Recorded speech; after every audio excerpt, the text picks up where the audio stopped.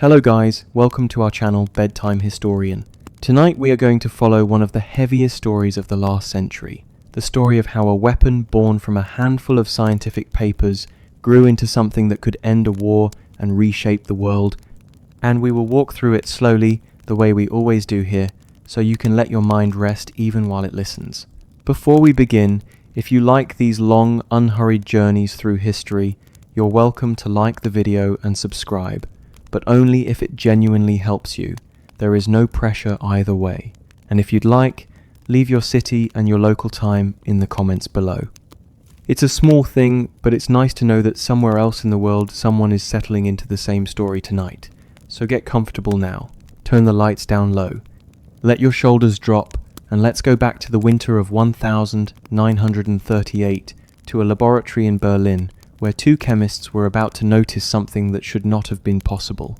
Their names were Otto Hahn and Fritz Strassmann, and they were bombarding uranium with neutrons, a fairly ordinary kind of experiment for the time.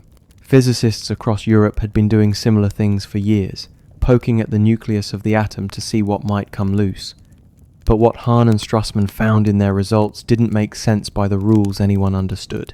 The uranium, instead of simply absorbing the neutron and becoming a slightly heavier version of itself, seemed to be splitting apart entirely, turning into much lighter elements, ones like barium, that had no business appearing there at all.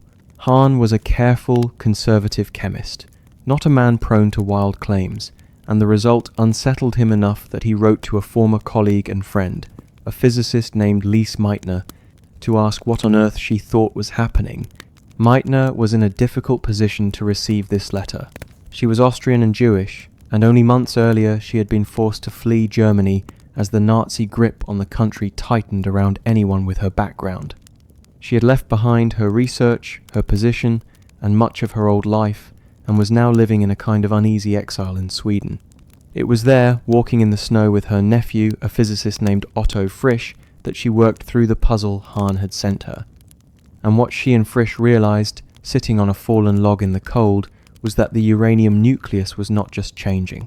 It was breaking in two, and in doing so, it was releasing an extraordinary amount of energy, far more than any ordinary chemical reaction could explain. They gave this process a name borrowed from biology, the same word used for a living cell dividing itself into two. They called it fission. It's worth pausing here for a moment because this is one of those turning points in history that didn't look like much from the outside. No armies moved, no headlines screamed. It was two people in the snow doing arithmetic on the back of an envelope. And yet what they had worked out was that if you could split enough uranium atoms in a short enough time, you could release energy on a scale the human world had never produced before.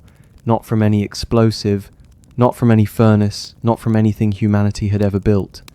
The implications reached physicists everywhere within weeks, carried by letters and telegrams and hurried conversations at scientific conferences, because in that world, before satellites and instant messages, science still travelled mostly through paper and word of mouth, but it travelled fast enough among people who understood what they were reading. By the time this news crossed the Atlantic, in the early months of 1939, it landed among a community of European scientists who had already been driven out of their homelands by fascism, many of them Jewish, many of them now working in American universities, carrying with them both extraordinary knowledge and a very personal, very immediate fear of what Nazi Germany might do with it. Among these scientists was a Hungarian physicist named Leo Szilard, a restless, brilliant, and somewhat anxious man who had already, years earlier, quietly patented the idea of a nuclear chain reaction without knowing exactly which element might make it possible. Now, with fission confirmed, Szilard understood immediately that uranium might be the answer, and the thought terrified him. Germany, after all, was where fission had been discovered. Germany had some of the finest physicists in the world, and Germany was already at war in all but name, swallowing its neighbours one after another. Szilard began moving through the small, tightly connected world of émigré physicists in America, trying to convince people that something needed to be done, that this discovery could not simply be left to run its course as pure science. He found allies in two other Hungarian-born physicists, Eugene Wigner and Edward Teller, men who shared his background and, in many ways, his sense of urgency. But convincing the American government to take an abstract, barely understood phenomenon seriously was another matter entirely. So the three of them settled on an idea that still feels almost unbelievable when you say it out loud. They decided to go to Albert Einstein. Einstein was, by 1939, the most famous scientist alive, a gentle, rumpled figure recognized on sight around the world. And though nuclear physics was not really his specialty, his name carried a kind of weight that could open doors no unknown foreign scientist could open alone. Szilard drove out to Einstein's summer cottage on Long Island, and together they drafted a letter, a careful, restrained piece of writing addressed to President Franklin Roosevelt, laying out the possibility that uranium might be used to build, as the letter put it, extremely powerful bombs. Einstein signed it. It was dated the 2nd of August, 1939, just weeks before Germany invaded Poland and the war in Europe formally began. The letter took its time reaching the president's desk, the way important things sometimes do when they arrive, wrapped in unfamiliar language and delivered by people no one in power quite knows how to place. It wasn't until October that it was finally handed to Roosevelt in person, and even then, the response was modest. He authorized a small advisory committee to look into the question, with a correspondingly small budget, barely enough to buy some uranium and graphite for early experiments. For the better part of 2 years, American work on the subject moved at this careful, unhurried pace. A government mostly still focused on the more immediate and mundane problems of pre-war life, not yet ready to imagine that a phenomenon discovered in a Berlin laboratory might reshape the future of warfare itself. What changed the pace wasn't a breakthrough in America at all. It was a piece of paper carried across the Atlantic by two physicists working in Britain.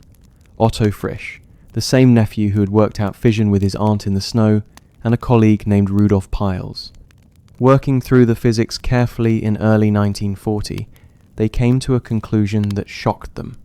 The amount of uranium needed to sustain an explosive chain reaction, what came to be called the critical mass, might be far smaller than anyone had assumed, perhaps only a matter of a few kilograms rather than tons. If that were true, then a bomb wasn't just theoretically possible.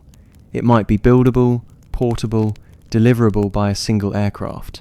They wrote up their findings in what became known as the Frisch-Piles Memorandum, and it moved quickly through British scientific and military circles, prompting the British government to set up its own serious atomic research effort under the deliberately bland and forgettable name of the Maud Committee, chosen precisely so that nothing about the name would hint at what it was actually studying. By the middle of 1941, the British had shared their findings with their American counterparts, and the tone in Washington began to shift from cautious curiosity to something closer to alarm. If a bomb built from a few kilograms of the right material was genuinely possible, then whichever nation built it first would hold something unlike any weapon in human history. And hanging over every conversation was the same fear that had driven Szilard to Einstein's cottage 2 years earlier. Germany already had the physicists. Germany already had the industrial capacity. And Germany, as far as anyone in Washington or London could tell, might already be working on exactly this problem in secret. No one on the Allied side knew for certain how far German research had actually progressed. That uncertainty itself became a kind of engine, pushing British and American efforts forward, because the one thing worse than building such a weapon seemed, to the people making these decisions, to be losing the race to build it. Then, in December of 1941, everything that had been moving at a deliberate, considered pace suddenly accelerated. Japan's attack on Pearl Harbor pulled the United States fully into the war, and overnight, the entire posture of the American government changed. Resources that had once been rationed out carefully were now available in ways they hadn't been before. The scattered, somewhat academic research into uranium fission needed to become something else entirely, an organized, funded, and above all fast-moving program, because the country was now at war with two powerful enemies at once, and the nation that could not afford to lose that war could not, its leaders reasoned, afford to lose any race that might decide it. It's a strange thing to sit with, if you let yourself think about it slowly here in the quiet. Two people on a snowy log, working out an equation. A letter carried to a cottage on Long Island. A memo written by two physicists in wartime Britain. None of these moments looked dramatic as they happened. They were private acts of thinking. And yet, each one nudged the world a little further towards something that would eventually flash brighter than the sun over two Japanese cities. Something that no one in that snowy Swedish winter, and perhaps not even Einstein himself, fully understood they were setting in motion.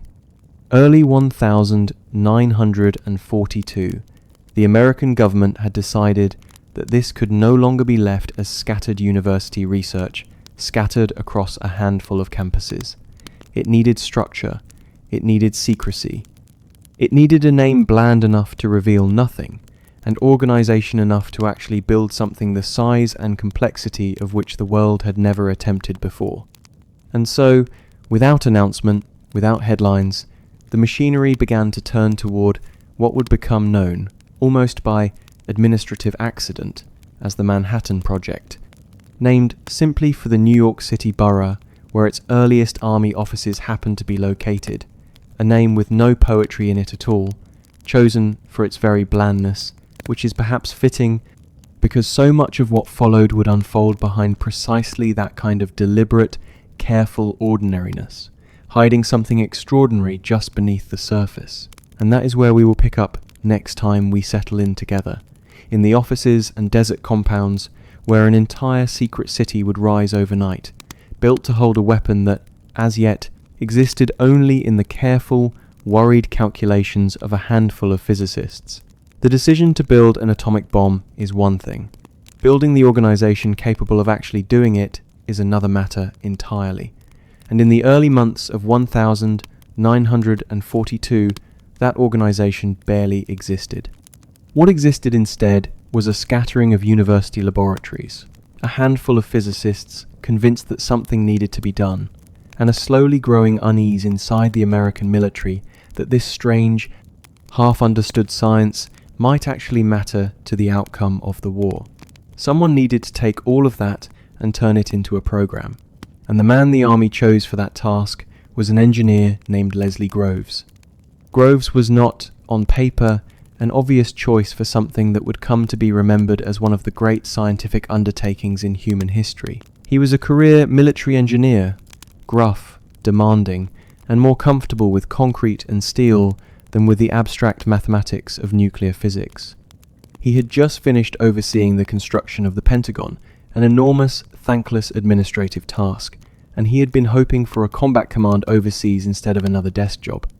Instead, in September of 1942, he found himself placed in charge of what was now being called the Manhattan Engineer District, a name so deliberately dull that it told you nothing at all, which was, of course, exactly the point.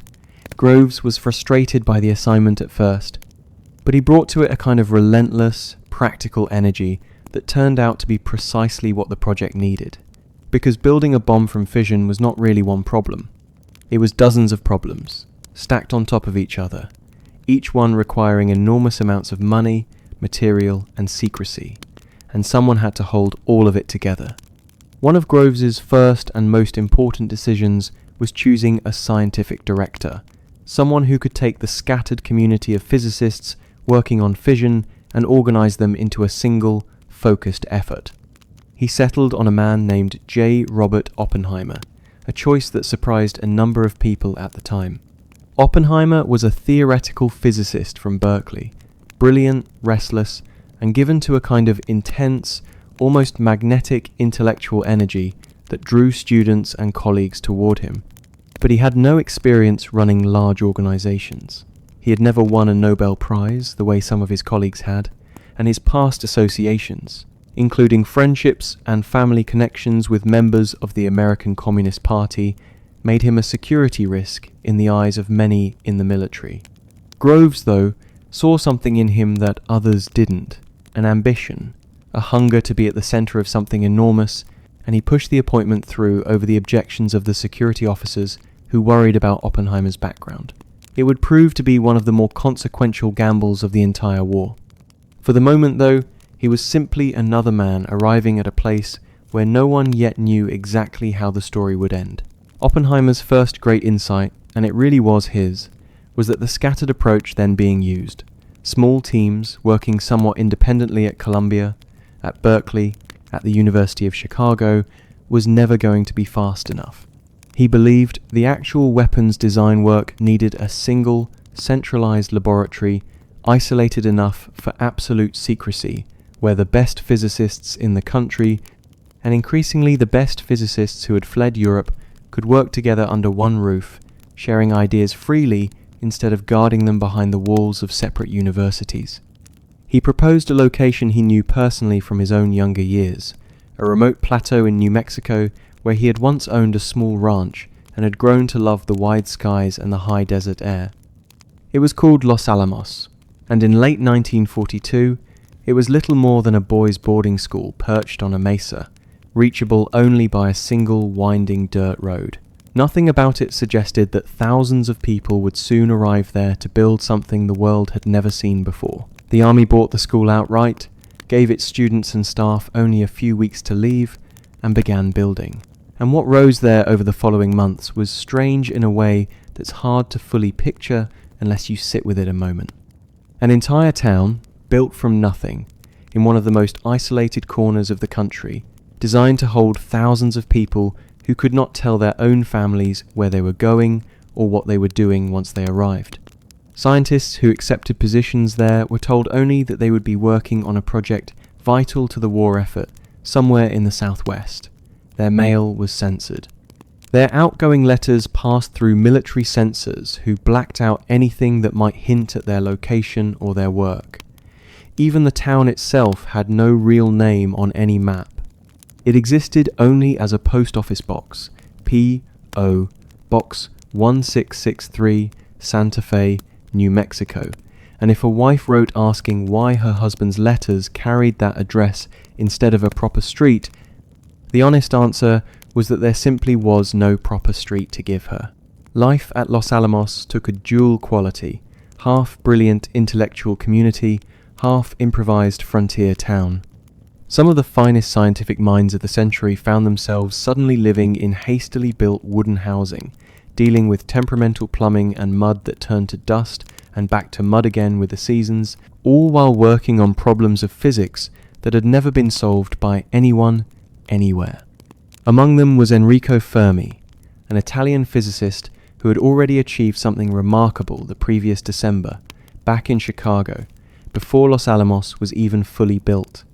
Working beneath the stands of an unused football stadium at the University of Chicago, in a squash court converted into a laboratory, Fermi and his team had built the world's first nuclear reactor, a careful stack of graphite blocks and uranium that on the 2nd of December 1942 achieved something called a self-sustaining chain reaction.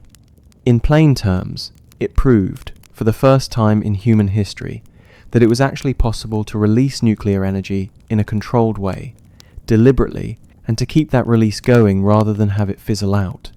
It was an anticlimactic moment when it happened, just a small group of scientists watching dials and listening to the click of a radiation counter slowly speeding up, and one physicist sending a coded telephone message to Washington afterward, something to the effect that the Italian navigator had landed in the New World. But it was the proof that made everything that followed at Los Alamos more than theory. From that moment on, the questions became less about whether it could work and more about how quickly it could be finished. The scientific staff that gathered on that isolated New Mexico mesa over the following 2 years reads, in hindsight, like a roll call of 20th century physics. There was Hans Bethe, a German-born physicist who understood the workings of stars well enough to know how energy is produced deep within the sun, and who would go on to lead the theoretical division at Los Alamos. There was Richard Feynman, still young, still relatively unknown outside physics circles, but already displaying the restless, irreverent curiosity that would later make him one of the most famous scientists in America, a man who, in his off hours, apparently enjoyed picking the locks on his colleagues' filing cabinets just to demonstrate how poor their security really was. There was Niels Bohr, the great Danish physicist, who had to be smuggled out of Nazi-occupied Denmark in a fishing boat and later in the empty bomb bay of a British military aircraft, arriving in America not merely as a scientist but as a kind of living reminder of exactly what they were all trying to prevent, a Europe entirely under the control of a regime that persecuted people for who they were.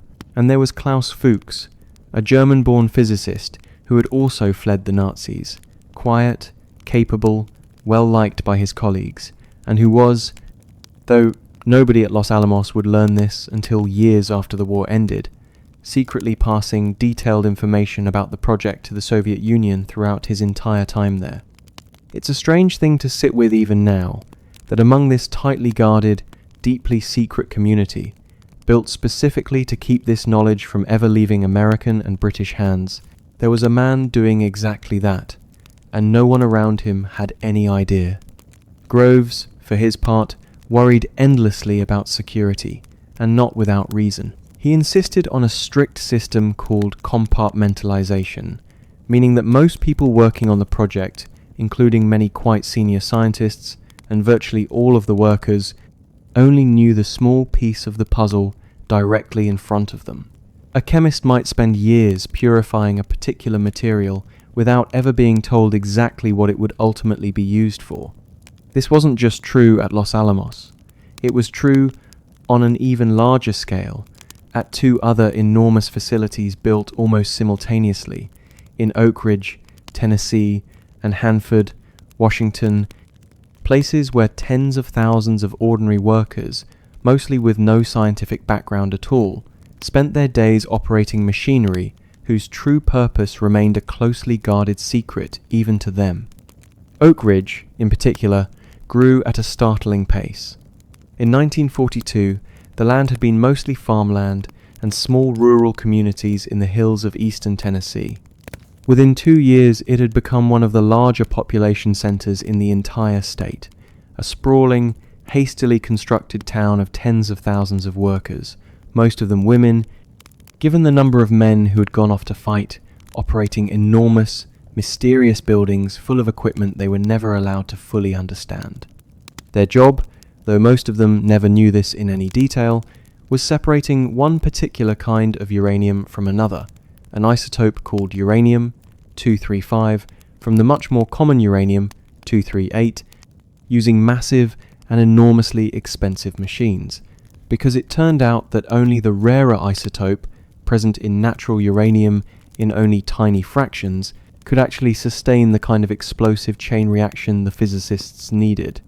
Hanford, out in the high desert of Washington state, took a different but equally vast approach, building enormous nuclear reactors along the Columbia River, reactors whose purpose was to produce an entirely different material, one that didn't occur naturally at all, an artificial element called plutonium, created inside the reactor itself as uranium atoms absorbed neutrons and transformed into something new.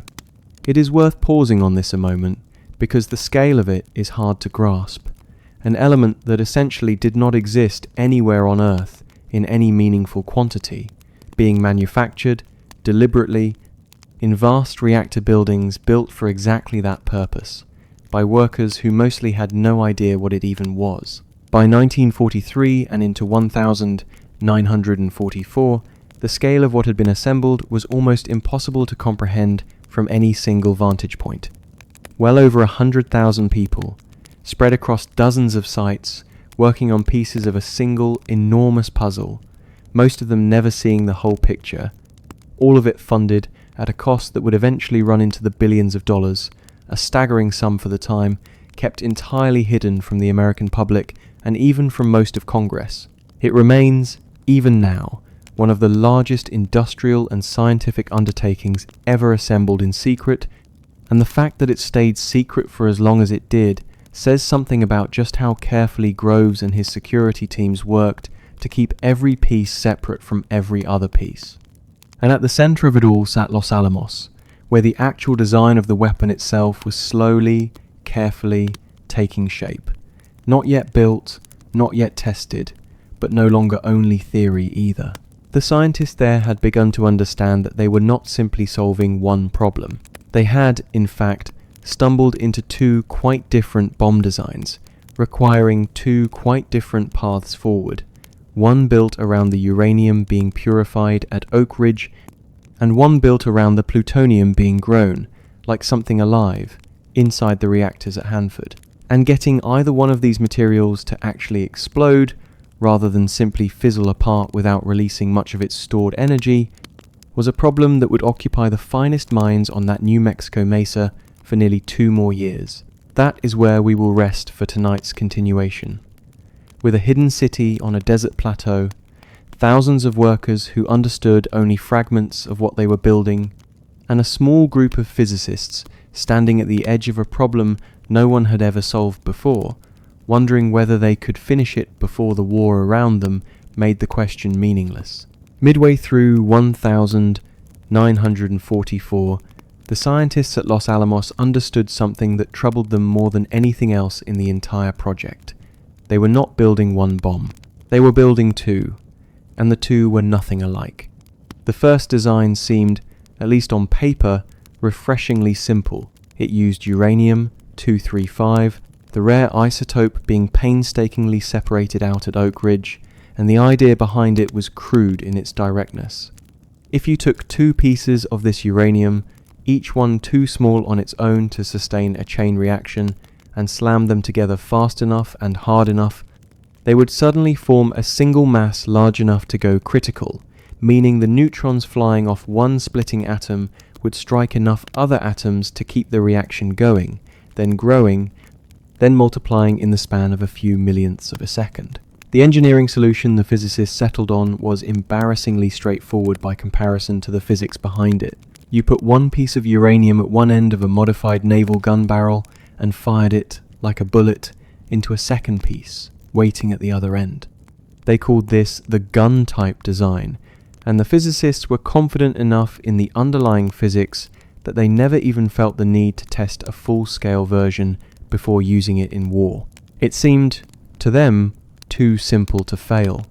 For a short while, at least, it looked as though half of the problem had already been solved. The second design was a different animal altogether, and it very nearly did fail, more than once. This one used plutonium, the artificial element being grown inside the reactors at Hanford, and it turned out, to the great frustration of everyone involved, that plutonium simply would not behave the way uranium did. The gun-type approach that worked so cleanly for uranium was hopeless for plutonium, because the particular isotope of plutonium the reactors produced had an unfortunate tendency to occasionally split apart entirely on its own, spontaneously, without waiting for anyone's help. If you tried firing 2 pieces of plutonium together the way you would with uranium, the reaction would very likely begin too early, before the pieces were fully joined, and the whole assembly would blow itself apart in what the scientists rather grimly called a fizzle, releasing only a small fraction of its potential energy and wasting an enormously expensive and difficult to produce material in the process. This left the team at Los Alamos, through much of 1944, facing a real crisis, one that isn't often talked about outside physics circles, but which genuinely threatened to derail the entire plutonium half of the project. If the gun method wouldn't work for plutonium, some other way had to be found to bring the material together fast enough to avoid a fizzle, and the solution that eventually emerged was the opposite of the simple, direct uranium gun. Instead of firing pieces together from a distance, you would take a hollow sphere of plutonium and squeeze it all at once, from every direction simultaneously, compressing it inward until it became far denser than before, dense enough that the same mass of material, now packed into a much smaller space, would suddenly become critical. They called this implosion, and it demanded a level of engineering precision that had genuinely never been attempted before.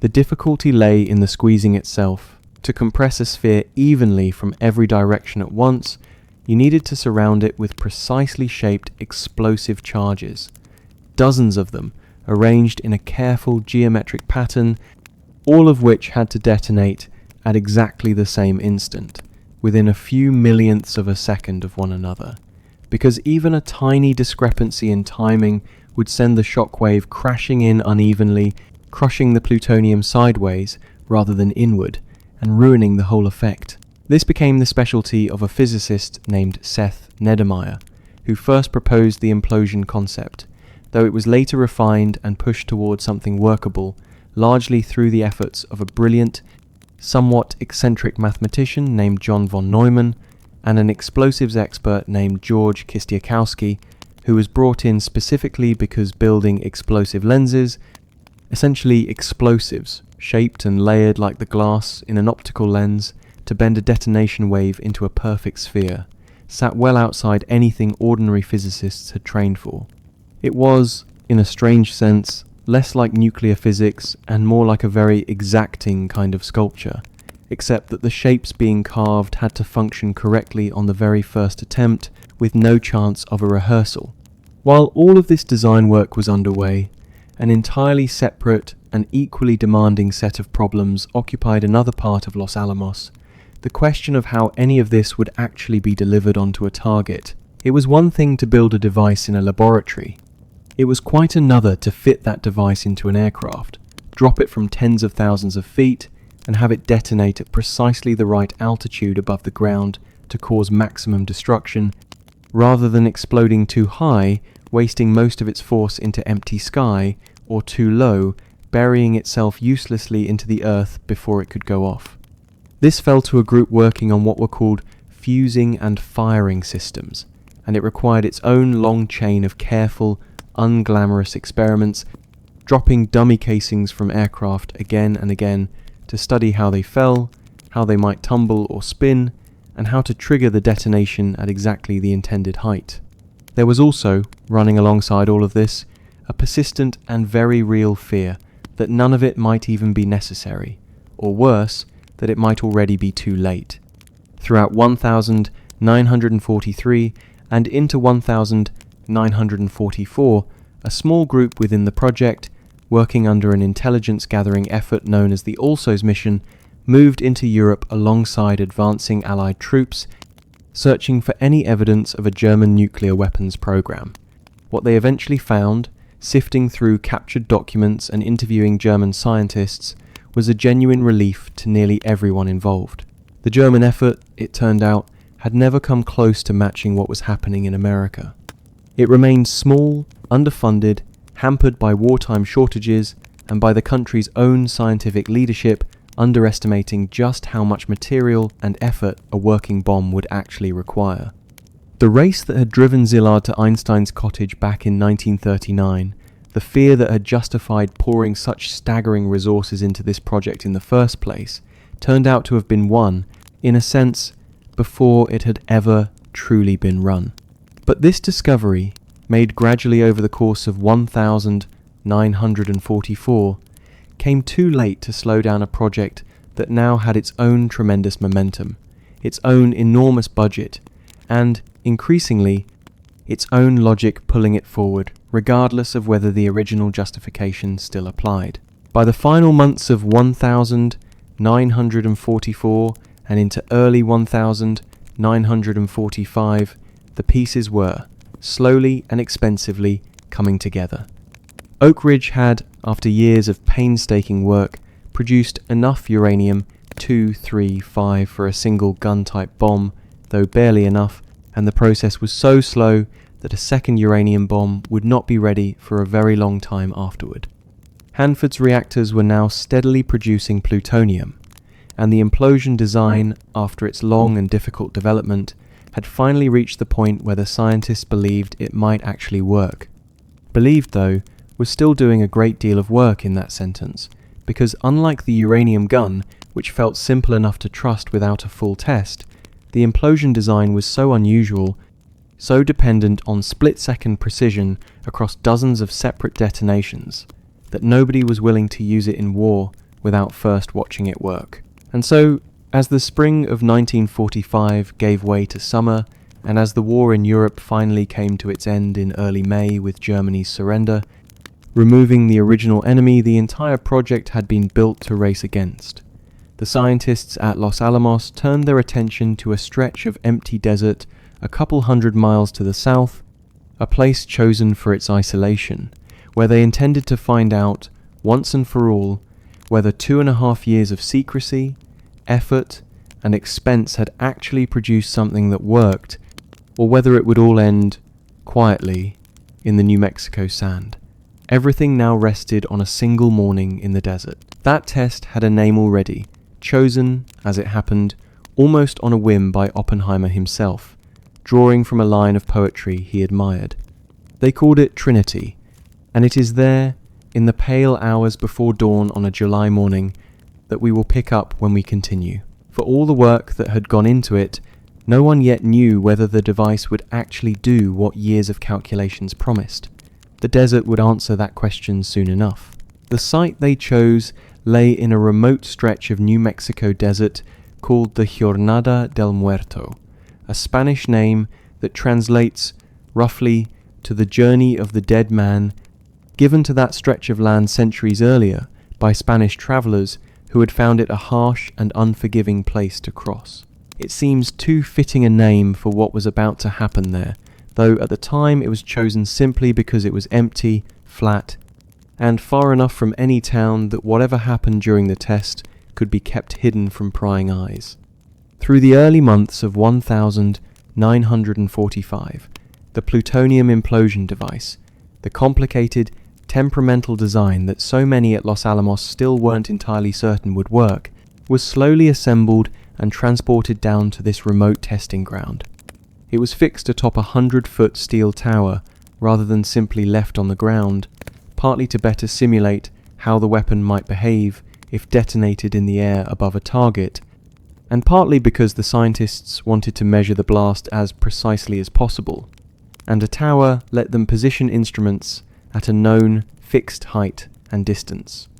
Around the base of that tower, in bunkers dug into the sand at various distances, some as close as 10,000 yards away, the men who had spent years building this device now waited to see whether it would work at all. The tension in the days leading up to the test was, by every account that survives from those who were there, considerable. A summer storm rolled through the desert on the night before the scheduled detonation, bringing rain, lightning, and gusting winds, threatening to delay everything at the last possible moment. Oppenheimer, by most descriptions, grew increasingly gaunt and anxious as the hours ticked by, smoking heavily, sleeping little, caught somewhere between the exhaustion of 2.5 years of work and the very real possibility that all of it might end in failure, or worse, in some kind of accident none of them had fully anticipated.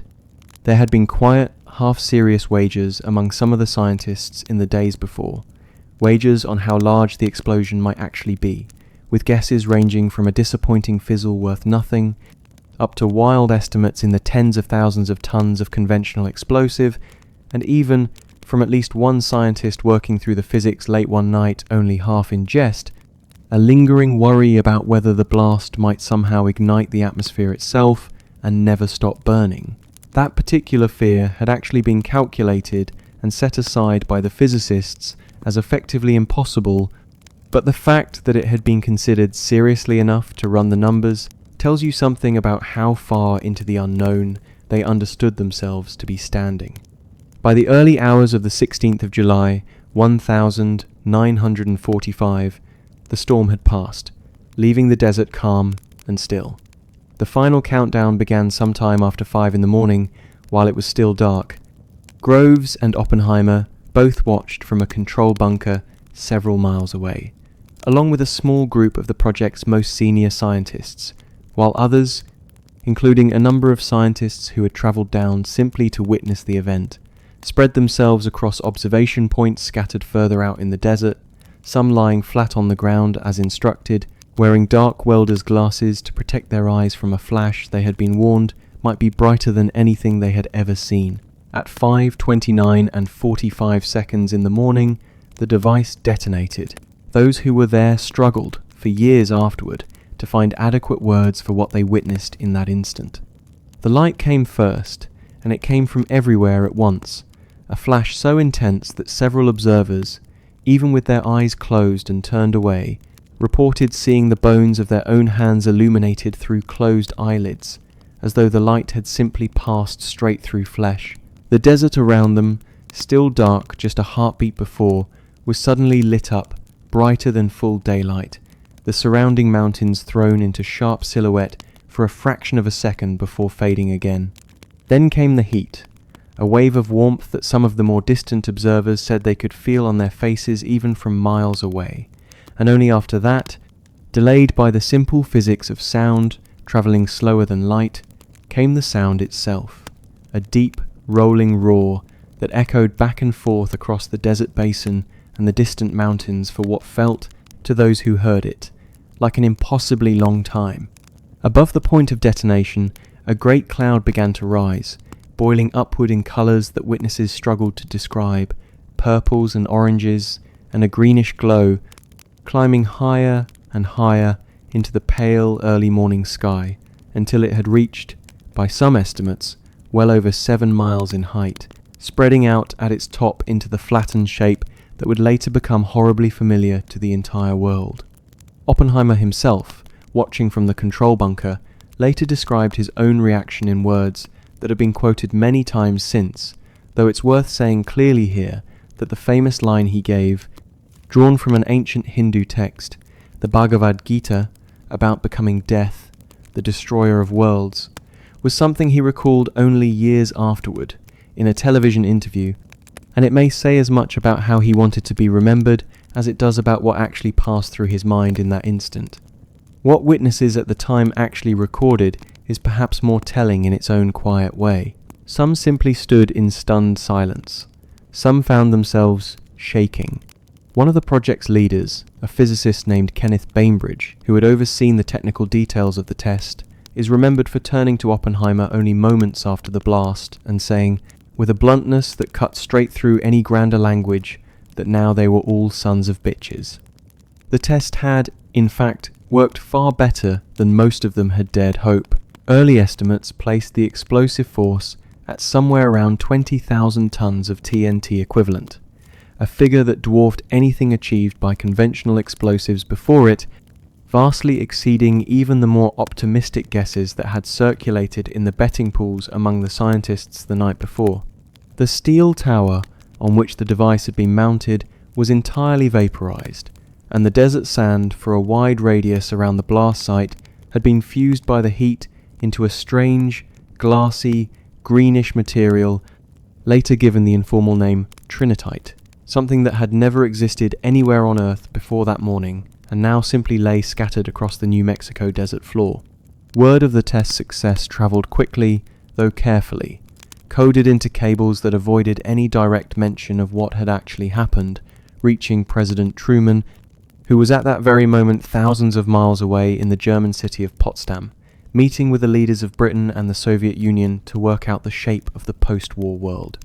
A brief, cryptic message reached him there, informing him that the operation had been carried out this morning, that the results appeared satisfactory and already exceeded expectations, language deliberately vague enough that it would mean nothing to anyone who intercepted it without already knowing what to look for. But to Truman and to the small circle of advisors who understood its true meaning, the message confirmed something enormous. The weapon that had occupied the effort of well over 100,000 people and untold billions of dollars for more than 2 years was no longer theoretical. It existed. It worked. And a president who had known nothing about its existence only a few months earlier, a man thrust into his office by circumstances he had never sought, now had to decide what, exactly, to do with it. That decision, and the sudden weight of responsibility that had settled onto the shoulders of a man who had been vice president for less than 3 months before being handed the presidency itself, is where we will continue when we pick this story back up. To understand the position Harry Truman found himself in the summer of 1945, it helps to go back a few months earlier to a quiet afternoon in April, when Truman was still vice president, a role that in those days carried remarkably little real power or information. He had held the office for less than 3 months, and in that short span he had met privately with President Roosevelt only a small handful of times, mostly for brief courtesy calls rather than any real exchange of information about the war or the decisions shaping it. Roosevelt was a man who kept his own counsel closely, and Truman, by his own later admission, had been told nothing about the war's larger strategic picture, and absolutely nothing at all about the existence of the Manhattan Project, this vast, secret undertaking that had already consumed years of effort and a truly staggering amount of the nation's wartime budget.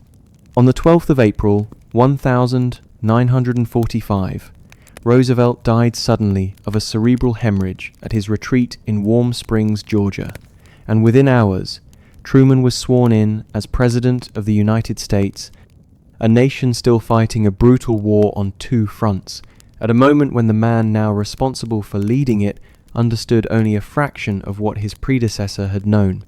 It was only after the swearing in the disorienting hours that followed, that Secretary of War Henry Stimson took Truman aside and told him, carefully, that the United States was developing a new explosive of unprecedented power, a weapon unlike anything used before in the history of warfare.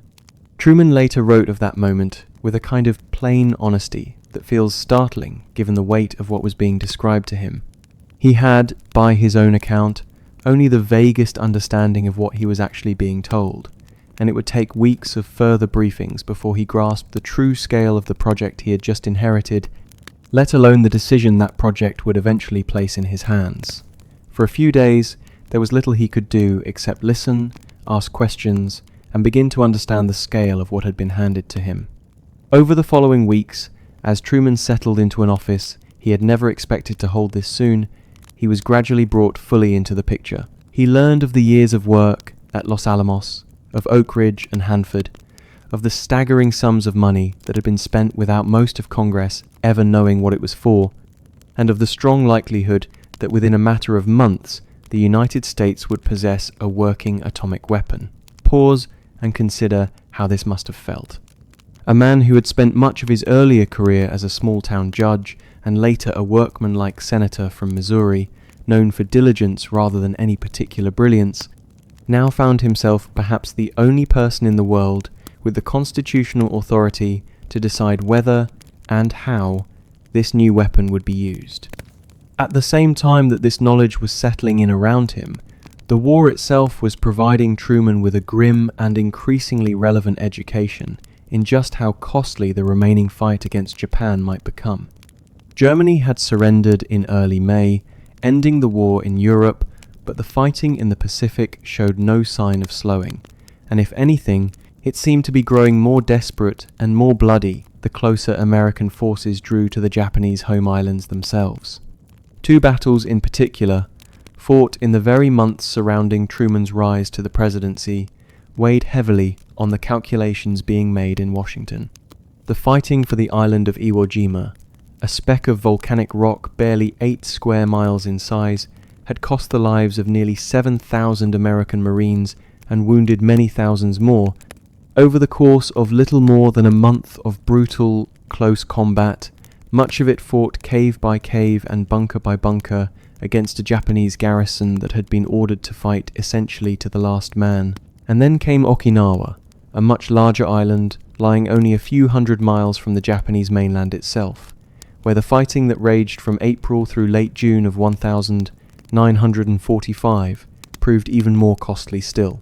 American casualties there, killed and wounded together, numbered in the tens of thousands, and Japanese military and civilian deaths climbed into the hundreds of thousands, including a devastating number of Okinawan civilians who died in the crossfire, or who, tragically, were driven by Japanese propaganda and fear of American capture to take their own lives rather than surrender.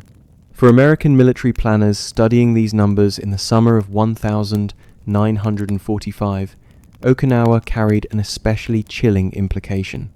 If a single outlying island, however strategically important, could exact a toll this severe, what might an actual invasion of the Japanese home islands themselves cost, against a population and military leadership that had shown every sign of preferring annihilation to surrender?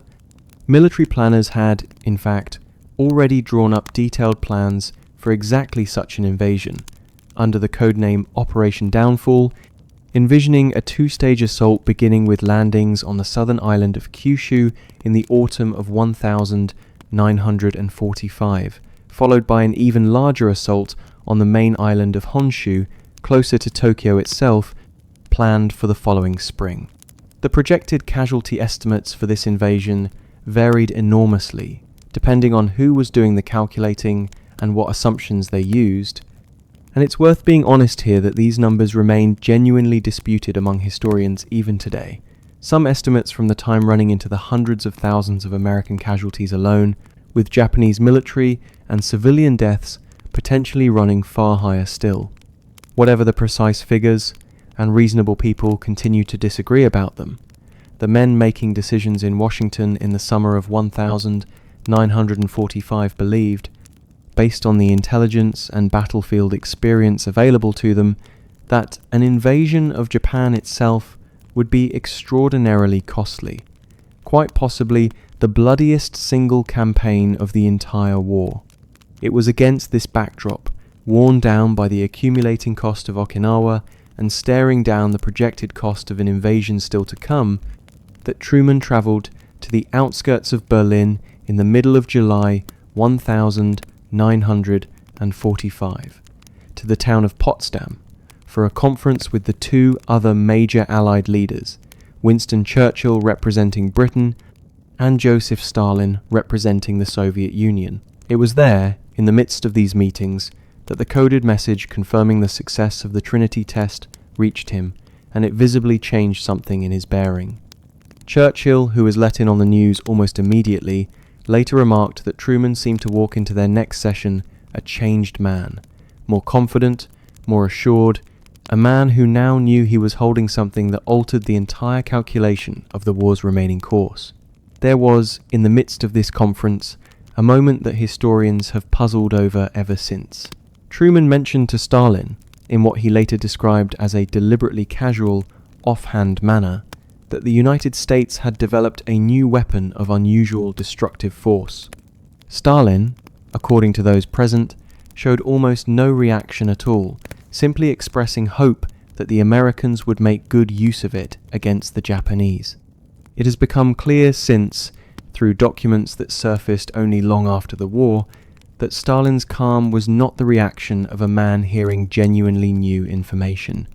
Soviet intelligence, through a network of spies that included, among others, that well-liked physicist at Los Alamos, Klaus Fuchs, had already been informed in considerable technical detail about the bomb's development, likely long before Truman himself had been fully briefed on it as vice president. Imagine, for a moment, as we sit with it now in the stillness of this story, that the leader of the Soviet Union may have understood more about America's most closely guarded secret for longer than the man who would eventually have to decide whether to use it. It was also from Potsdam, on the 26th of July, that the Allied leaders issued a formal warning to Japan, a document that came to be known as the Potsdam Declaration. It called on Japan to surrender unconditionally, laid out the terms under which the war would end, including the occupation of Japanese territory and the dismantling of its military structures, and closed with language that was, in its way, quite stark, warning that the alternative to surrender would be, in the declaration's own words, prompt and utter destruction. The declaration did not mention the atomic bomb directly. Its authors debated, including a more explicit warning about the new weapon, but ultimately left the language general, partly out of continued secrecy, and partly, some historians believe, because Truman and his advisors were not entirely certain the threat needed to be spelled out any more plainly than it already had been. Japan's response, when it came just 2 days later, was reported through its press using a word, mokusatsu, that carried a genuine ambiguity, translating roughly to something between withholding comment and treating with silent contempt. Japanese Prime Minister Kantaro Suzuki's government appeared, from the outside at least, to be simply ignoring the ultimatum, though the internal reality in Tokyo, as we will come to see, was considerably more fractured and more complicated than a single dismissive word could capture. To Washington, though, this silence looked very much like refusal, and it confirmed, in the minds of Truman and his closest advisors that the war was not going to end through diplomacy alone. The machinery that had been set in motion months earlier, target lists prepared, weapons readied, aircraft crews trained for a mission most of them did not yet fully understand, would now be allowed to continue toward its intended and terrible conclusion. And it is to that machinery, to the methodical work of choosing exactly where this new weapon would fall, that we will turn our attention next. The question of where an atomic bomb might actually be used had, in fact, been under discussion for months before Trinity ever lit up the New Mexico sky. In the spring of 1945, a group calling itself the Target Committee began meeting in Washington, made up of a mix of military officers and scientists from the Manhattan Project, including Oppenheimer himself, and their task was a strange and uncomfortable one to sit with.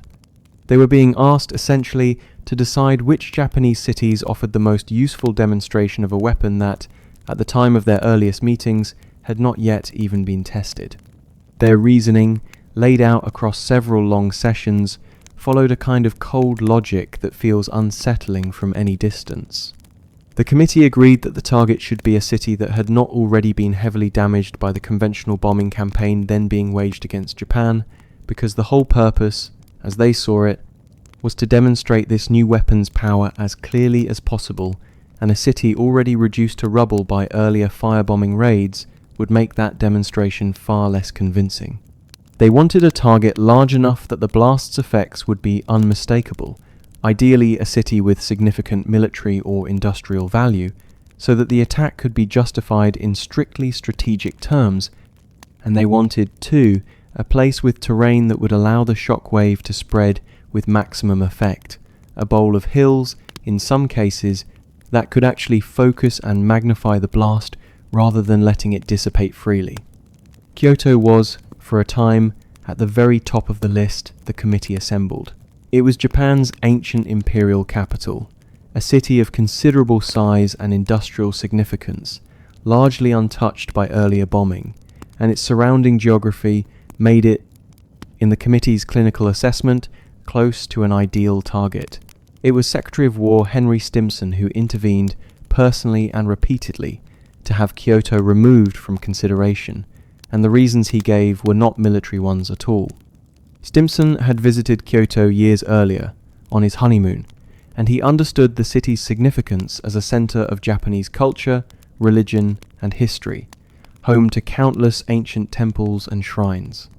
He argued, forcefully and more than once, against Groves's own preference to keep the city on the list, that destroying a place of such deep cultural meaning would create a bitterness among the Japanese people that might outlast the war itself and complicate any hope of a stable peace afterward. Truman, when the matter reached him, backed Stimson's judgment, and Kyoto was struck from the list for good. With Kyoto removed, the committee's attention settled on a small handful of remaining cities, and near the top sat Hiroshima. It was a city of a few 100,000 people on the southern coast of the main island of Honshu, sitting at the mouth of a river delta, its layout spreading across several low, flat islands connected by bridges. It held real military significance too, serving as headquarters for the Japanese Second General Army, and as an important supply and logistics hub, with barracks, munitions, stores, and a port that had long supported military shipping, and crucially, for the committee's purposes, it had so far been spared any serious bombing, a fact that had actually puzzled some of its own residents, who had begun to wonder, with a kind of uneasy relief, why their city seemed to have been overlooked while so many others burned. The truth, unknown to them, was that Hiroshima had been deliberately kept off conventional bombing target lists for months, precisely so that it could remain available for this other purpose. Nagasaki was also placed on the list, a port city farther south, known for its shipbuilding industry and its long history as one of Japan's few points of contact with the outside world going back centuries, though it sat lower in the committee's rankings than several other cities, considered by many of the planners as something of a secondary or reserve option rather than a primary objective. By the time the list was finalized in the weeks after Trinity, it named 4 cities in order of priority, Hiroshima, Kokura, Niigata, and Nagasaki, with a specific choice on any given day left deliberately flexible, dependent on weather conditions over Japan at the moment the mission was actually flown, since clear skies were considered essential for accurate targeting and for capturing the observational data the scientists were eager to gather. Meanwhile, the physical components of the two bombs themselves were already crossing the Pacific. In late July, the heavy cruiser USS Indianapolis delivered crucial components of the uranium gun-type bomb, which had been given the name Little Boy, to the island of Tinian in the Mariana Islands, a location chosen because its long runways could support the heavily modified B-29 bombers needed to carry a weapon of this size and weight. It is a strange and often overlooked footnote to this story that only days after completing that delivery, the Indianapolis was torpedoed by a Japanese submarine and sank rapidly. Delays in reporting its loss left hundreds of survivors stranded in the open ocean for days, where many died from exposure, dehydration, and shark attacks. It remains one of the worst naval disasters in American history, unfolding almost in the shadow of the mission the ship had just completed. On Tinian, the crews who would fly these missions trained for months without being told, in most cases, exactly what they were preparing to drop.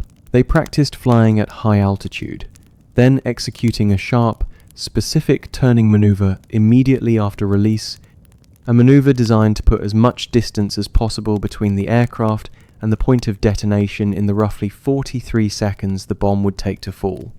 Colonel Paul Tibbets, commanding the 509th Composite Group, formed specifically for this mission, had been read into the full nature of the weapon earlier than most, and he selected his crews carefully, drilling them relentlessly on a task most of them still only partly understood.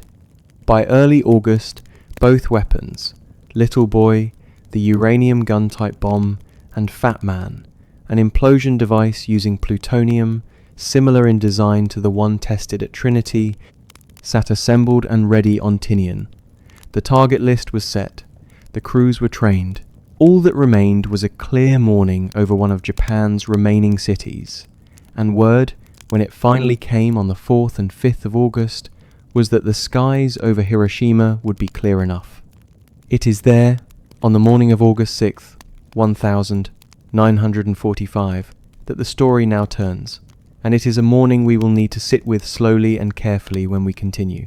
The morning of August 6th, 1945, began quietly in Hiroshima, the way most mornings did that summer. It was a Monday, and the city was already awake and moving by the time the sun had fully risen, the streets filling with the ordinary rhythms of wartime life. Streetcars carried workers and school children through the city centre. Thousands of students, some as young as 12 or 13, had been mobilized in work groups to help clear fire breaks, tearing down buildings by hand to create gaps that might slow the spread of fire if the city were ever bombed, the way so many others had been. Shopkeepers opened their doors. Soldiers moved through the streets near the 2nd General Army headquarters. It was, in every visible way, an unremarkable start to a working day, in a city that had, by then, begun to wonder why it had so far been spared. To most of the people moving through the city that morning, it seemed likely that the day would unfold much like any other. There had, in fact, already been an air raid warning that morning, sounded a little after 7 o'clock when a single American reconnaissance aircraft was spotted approaching the city, but the alert had been called off not long after, once the plane passed without dropping anything, and many residents had simply gone back to their morning routines, their guard lowered by what seemed, at the time, like nothing more than a routine overflight.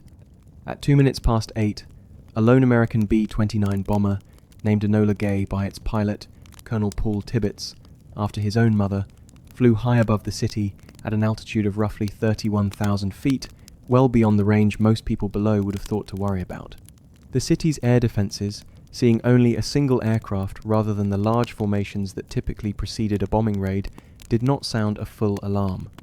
At 8:17, the bomb, Little Boy, was released, and the aircraft immediately banked into the sharp turn its crew had practiced so many times before, racing to put distance between themselves and what was coming. The bomb fell for just under 43 seconds. It was designed to detonate not on impact with the ground, but in the air, at a height of approximately 1,900 feet above the city, close to a T-shaped bridge that had been chosen as the precise aiming point because an airburst of this kind was calculated to spread the blast and heat far more effectively across a wide area than an explosion at ground level would have done. What happened in the instant that followed is something survivors, in the years afterward, often struggle to put fully into words, and it is worth listening to them gently here, without dwelling too long or too vividly on the details, simply understanding the shape of what occurred.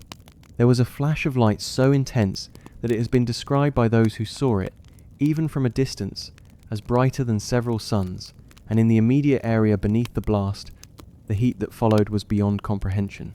Enough in the closest range to leave shadow-like impressions of people and objects burned into stone surfaces. The shapes left behind where a person or a ladder or a stairway railing had briefly blocked the intense radiant heat from reaching the surface just behind it. Nearly everyone within a half mile or so of the point directly below the explosion, what came to be called the hypocenter, died instantly, in a flash too fast for most of them to have understood what was happening to them at all. A great fireball rose and expanded, and behind it came a shockwave that swept outward from the hypocenter, flattening wooden buildings across a wide radius of the city, tearing at roofs and walls, hurling debris through streets that only moments before had carried ordinary Monday morning traffic. Fires broke out immediately across the ruined city, some ignited directly by the intense heat of the blast, others starting from overturned cooking stoves and damaged electrical lines, and within a short time these scattered fires had begun to merge into something larger, a firestorm that consumed much of what remained standing across a wide portion of the city centre. For those who survived the initial blast, particularly those a little farther from the hypocenter, the following hours brought a different kind of horror, one that unfolded more slowly. Survivors described a strange, ash-coloured rain that began to fall not long afterward, carrying soot and radioactive debris drawn up into the blast's rising cloud, a phenomenon that came to be known, in the years since, as black rain. People, terribly burned, wandered through streets that no longer resembled streets at all, seeking water, seeking family members, seeking any place that still stood. Hospitals, what few remained functional, were quickly overwhelmed by numbers of wounded and burned that dwarfed anything the city's medical system had ever prepared for, and many of the doctors and nurses who might have helped had themselves been killed or wounded in the blast, since the hospitals, like everything else in the city, had been well within range of the destruction. Only gradually did anyone begin to understand the scale of what had happened. The death toll from Hiroshima has never been calculated with complete precision, and it's worth being honest about that uncertainty rather than offering a single tidy figure. Most historical estimates suggest that somewhere between 70,000 and 80,000 people died on that first day alone, with the total death toll by the end of that year, once radiation sickness, burns, and other injuries had claimed further lives, rising to somewhere in the range of 140,000 people, out of a city that had held perhaps 350,000 residents before that morning. Some historians place the figure somewhat higher, others somewhat lower, and the difficulty of ever knowing an exact number reflects both the chaos of the event itself and the sheer scale of a single city's population being subjected, in the span of a single morning, to a form of destruction the world had never seen before. In Tokyo, in the hours immediately following the bombing, information arrived slowly and in fragments. Communications with Hiroshima had simply gone silent, and it took some time before military officials fully grasped that an entire city had, in effect, been erased in a single strike from a single aircraft. When President Truman addressed the American public later that day, he described the weapon in stark terms, calling it an atomic bomb, and stating plainly that Japan could now expect a rain of ruin from the air, the likes of which had never been seen on this earth, unless it accepted the surrender terms already laid out at Potsdam. Even with this warning delivered publicly and unmistakably, Japan's government did not immediately move to surrender, caught, as we will see, in its own deep internal divisions about whether such a step was even possible to take, and so, with Hiroshima still burning and its survivors still searching through the wreckage for water and for family, the terrible machinery already set in motion did not pause. 3 days later, a second aircraft would carry a second weapon toward another Japanese city, and it is there, to Nagasaki, that our story must now turn. In the 3 days following the bombing of Hiroshima, the leadership in Tokyo remained locked in confusion and disagreement, unable to reach any unified decision about how to respond. Japan's government at that point was really a fragile balance between civilian leaders who increasingly understood that the war could not be won, and a powerful military faction, especially within the army, that continued to insist Japan could still fight on, extracting a costly enough defense against any American invasion of the home islands to negotiate better terms than an unconditional surrender. Some military leaders, remarkably, appear to have doubted early reports of Hiroshima's destruction altogether, suspecting exaggeration or wondering whether the Americans could truly possess more than one such weapon, a question that would soon be answered in the most brutal way possible. While Tokyo remained caught in this paralysis, another development, arriving simultaneously, added an entirely new layer of crisis. On the 8th of August, just 2 days after Hiroshima, the Soviet Union formally declared war on Japan, honouring a commitment it had made to its Western allies earlier that year, and within hours, Soviet forces launched a massive invasion of Japanese-held Manchuria. For Japan's leadership, this was its own kind of devastating blow. Many in Tokyo had held onto a faint hope that the Soviet Union, which had maintained a neutrality pact with Japan for years, might be persuaded to help broker some kind of negotiated peace with the Americans and British. That hope collapsed overnight, and Japan now found itself facing a second major enemy, attacking from an entirely different direction at the very moment its government was still struggling to comprehend what had happened to Hiroshima. It was against this backdrop of mounting crisis that a second American aircraft, a B-29 named Boxcar, took off from Tinian in the early hours of the 9th of August, carrying the plutonium implosion weapon known as Fat Man. Its intended target that day was not Nagasaki at all, but the city of Kokura, an important centre of military production. The mission, from the very start, ran into difficulty. Cloud cover and smoke drifting over Kokura, some of it apparently from conventional bombing raids conducted against a nearby city the day before, obscured the target enough that the crew, under strict orders to bomb only by visual sighting rather than by radar alone, made 3 separate passes over the city without ever gaining a clear enough view to proceed.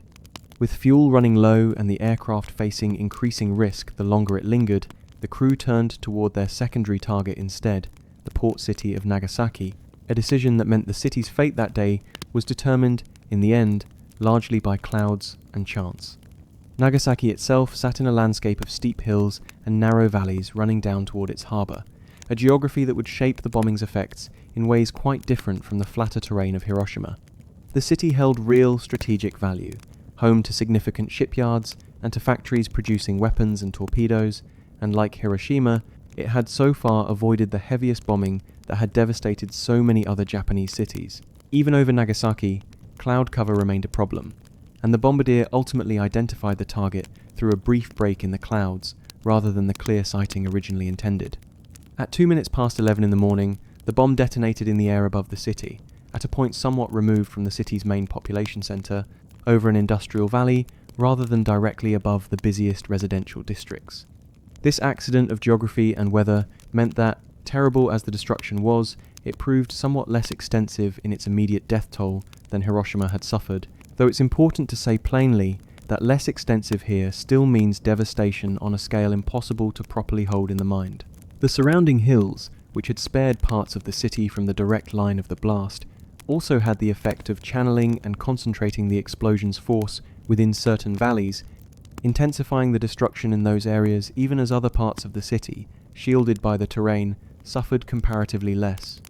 Estimates of the dead at Nagasaki, again understood only as careful approximations rather than precise counts, generally place the toll from that first day at somewhere around 40,000 people, with the total rising, as it had at Hiroshima, to somewhere in the range of 70,000 or more by the end of that year, once the effects of burns, injuries, and radiation sickness had continued to claim lives in the weeks and months that followed.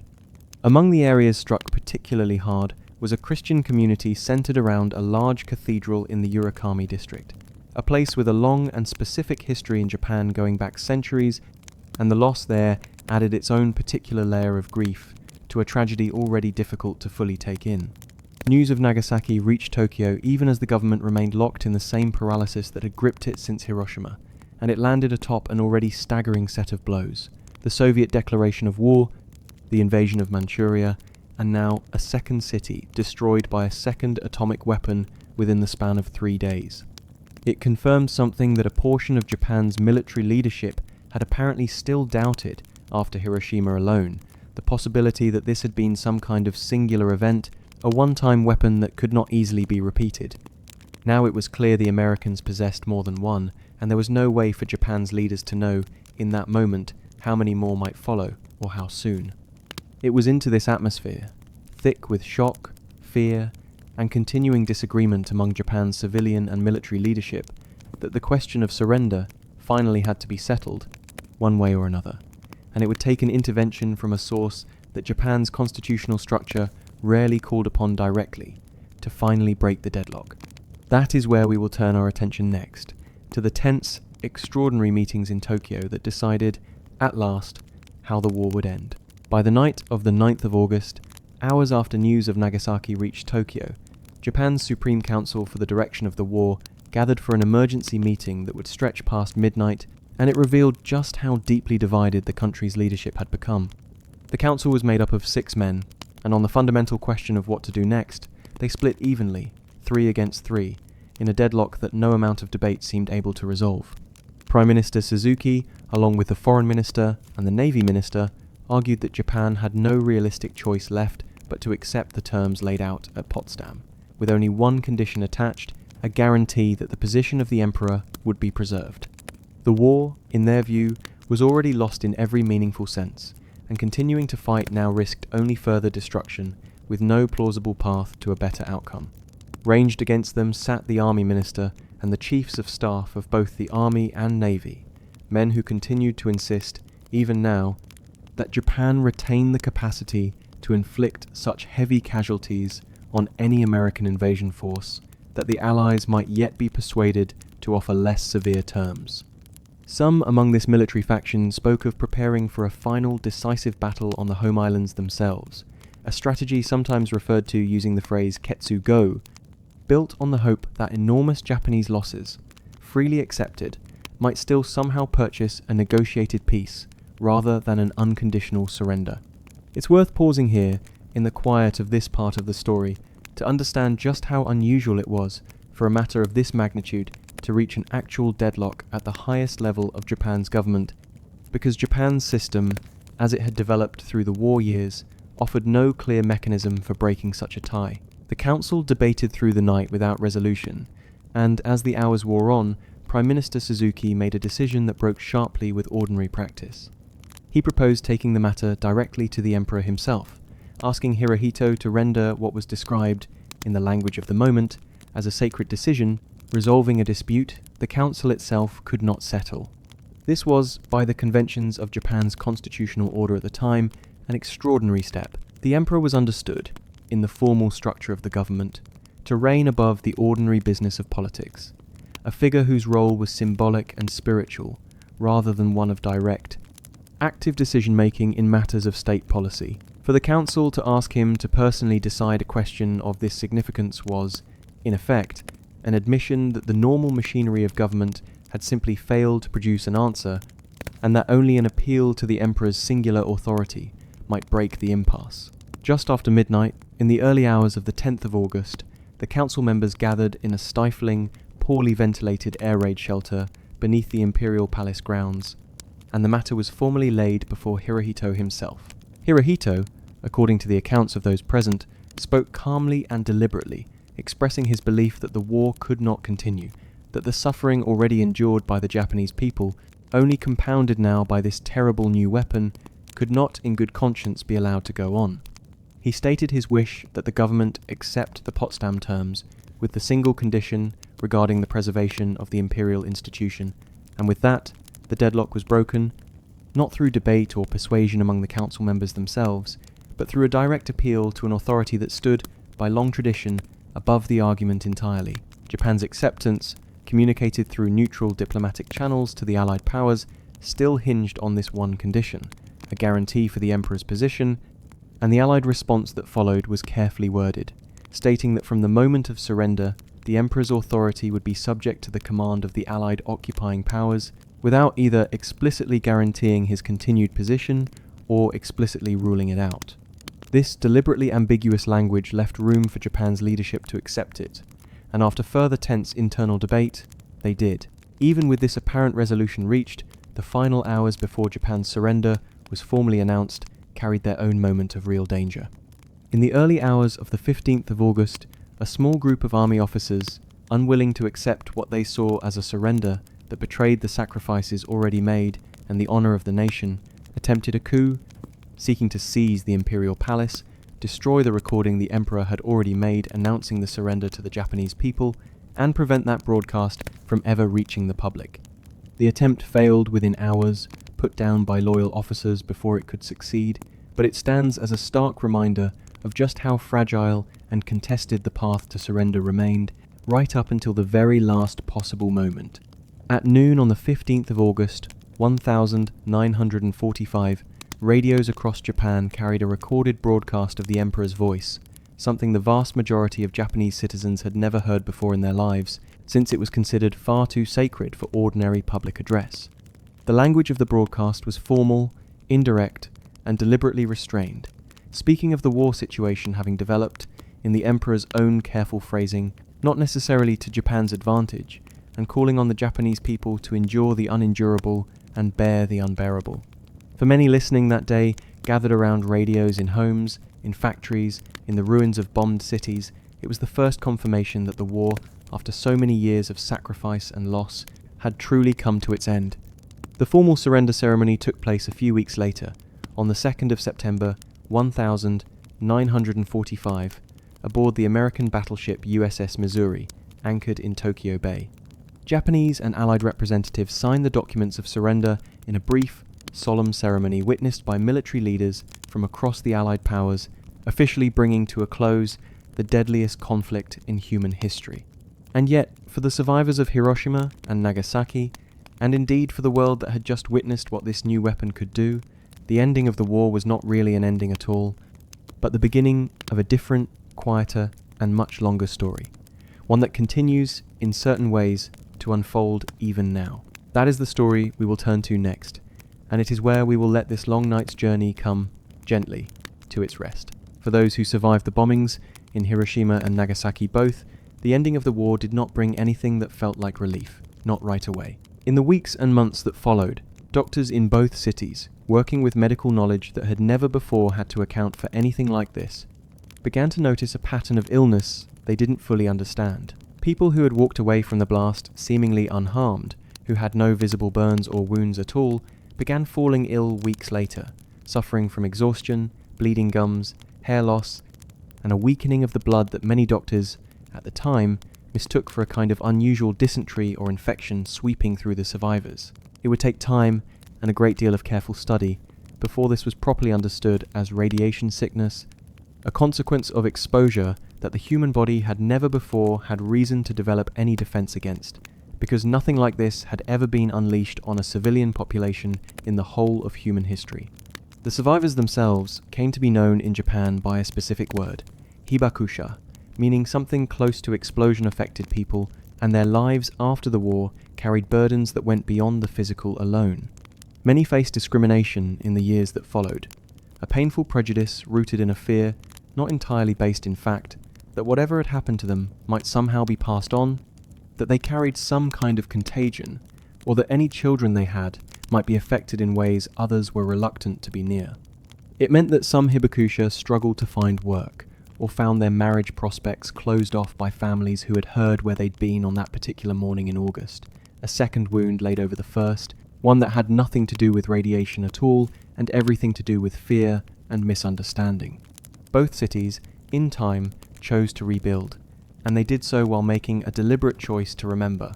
In Hiroshima, near the very spot where the bomb detonated, a building that had somehow remained partially standing amid the surrounding devastation, a hall that had once served as a local products exhibition centre, was preserved rather than cleared away, its skeletal dome left as it was, and it stands today as what is known as the Genbaku Dome, deliberately unrepaired reminder set beside a park built for peace, visited now by people from all over the world. The question of whether the bombings were necessary, whether they were justified, whether some other path might have ended the war without them, has never settled into anything like a single agreed answer, and it's worth being honest about that here rather than pretending otherwise. Some historians and many of the decision makers at the time argued, and still argue, that the bombs shortened a war that would otherwise have continued at a terrible cost, sparing far more lives, both American and Japanese, than they took by making an invasion of the home islands unnecessary. Others have pointed to the Soviet declaration of war and the collapsing military situation Japan already faced by August of 1945, and asked whether the bombs were truly the decisive factor in the surrender, or whether Japan's leadership was already moving toward that outcome regardless, for reasons that had as much to do with the invasion of Manchuria as with either city bombed just days apart. Still others have questioned whether a demonstration on some uninhabited area, or a warning delivered more explicitly beforehand, might have achieved a similar result without the cost paid by so many civilians who had no part in the decisions that led them there. These questions don't resolve easily, and honest people who have studied this deeply still land in very different places, which is perhaps the truest thing that can be said about it. Sitting here now, so many decades removed from that summer, what is not in dispute is what came after, in the wider world. The bombings of Hiroshima and Nagasaki opened a new chapter in human history, one in which the destructive power that had once required entire fleets of bombers and thousands of tons of conventional explosives could now, in principle, be carried by a single aircraft and delivered in a single moment. Within just a few years, the Soviet Union tested its own atomic weapon, ending the brief period in which the United States held this power alone. From there, the story of the 20th century became inseparable from the story of these weapons, as an arms race reshaped international politics and a long, tense Cold War unfolded between rival powers. Generations grew up knowing such weapons existed, and with the understanding that they could never simply be uninvented. It is a strange thing, if you let yourself sit with it, that the entire story traces back to two people on a snowy log in Sweden, working out an equation neither of them could have imagined would lead here.